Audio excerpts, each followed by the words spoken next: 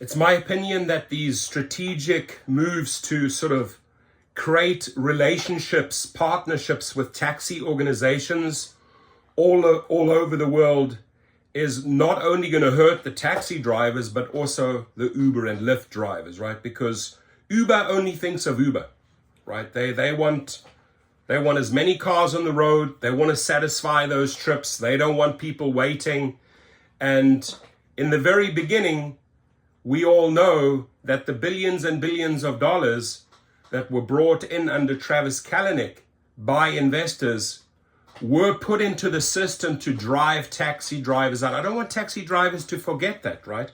The companies, the rideshare companies, tried very hard to put you out of business, but you survived, you rallied, you managed to find a way around Uber, and now they want you to get in bed with Uber. So in London, they're making it very attractive for drivers or for cab drivers in the first 6 months. And then reality sets in, dear cab driver of London. So this only benefits Uber stock, which is soaring. And they couldn't care a continental FUCK about London cab drivers or London Uber drivers or cab drivers anywhere around the globe, or rideshare drivers anywhere around the globe, right? So London's iconic black cabs can soon be hailed on Uber. I've sat in those many a times, steering wheels on the other side in Britain, just the same as it was in South Africa. You're sitting on your steering wheels on the opposite side. It's quite interesting. Uber has secured another win over the struggling taxi industry. Soon riders in London will be able to hail an iconic black cab in the city. London cabbies can now start signing up for Uber trip referrals, but the service won't roll out until early 2024, which is just around the corner. Uber says some drivers have already begun showing interest in being listed on the app. Now, I'm pretty sure that these drivers will try it out, right? And there's nothing really to lose in the 6 months because apparently Uber and Lyft don't take any commissions in the first 6 months. And then things will change, and they will change rapidly. At that point, mid-2024, I anticipate many of these London cab drivers dropping off. Like, no, I'm sorry, don't want to do this anymore. They're taking too much, right? So the incentive to lure them, to get them on the platform, which makes Uber look good, which makes it look good for the investors, which makes it look good for Wall Street if they can say they've upped their trip count, right? Because you can imagine all these taxis suddenly flooding in. Oh, our trip count went up from there to here. Well, Wall Street will react, wow, that's fantastic, amazing growth. So they know what they're doing, right? There are executives over there that know what they are doing. But what interests me the most is the journey, the path they took, because the original journey under Travis Kalanick, the original plan backfired horribly. They wanted to put these to bed. They didn't succeed. Now they're in bed with them. So Uber has been steadily making deals with taxi fleet owners in a move to bring the traditional cab industry onto its app. The ride-hail giant recently signed on taxi fleets in Los Angeles, my city here, New York City, Paris, and Rome to list drivers on the app. Uber says in Europe and the Middle East, over 10% of Uber trips are now completed by taxi drivers. Now, another thing, that Uber's had a lot of battles in London, right? Had to settle a lot of lawsuits because they did it their way, and London said no, especially the London mayor said no. By now forming this relationship, they're part of the cab organization. They're there to stay. They're not going to have any resistance from UK authorities after they get into bed with the taxi business. So whether black cab drivers in London will sign up in droves to Uber is another story. In a statement, Steve McNamara, spokesman for the Licensed Taxi Drivers Association, a trade group representing 10,000 drivers, said the group wasn't interested in sullying the name of London's iconic world-renowned black cab trade by aligning it with Uber. Its poor safety record and everything else that it comes with. So basically the guy of that taxi association said, it gave them a double finger. Our 10,000 drivers now, you're not going to bring our brand down. It's very elite, ladies and gentlemen. The black cab industry is a very elite. It's only for very special people. And fuck no, we're not going to get in bed with Uber. Fuck no.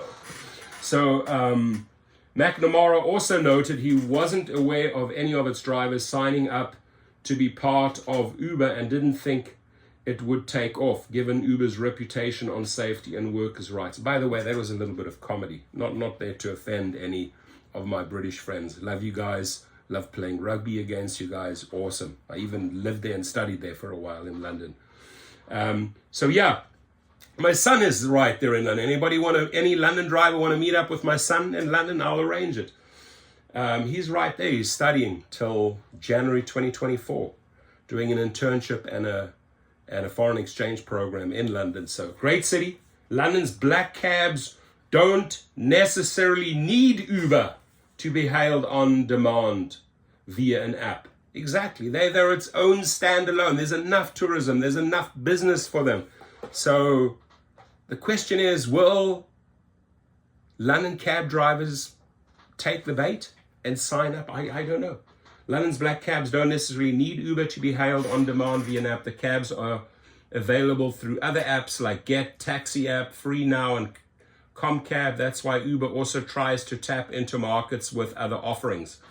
In order to capture more market share and create stickiness on its app, Uber has made additional transport bookings available in its UK app, like intercity trains, Eurostar, National Express, car rentals, and even flight tickets. Now, all of those add-ons, they call it stickiness. I've worked with teams creating stickiness. Those ideas are always brilliant. Which other companies can I align myself with that'll help me grow my base? So these are just all extended services to make it easier.